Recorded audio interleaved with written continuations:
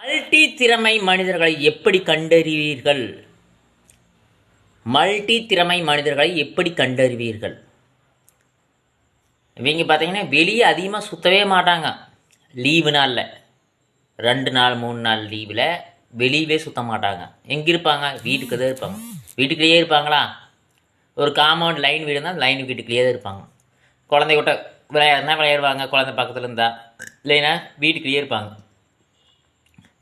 அவங்களுக்கு உண்டான வேலைகள், அவங்களுக்கு உண்டான விஷயங்கள் எத்தனையோ லைன் இருக்குது அவங்களுக்கு.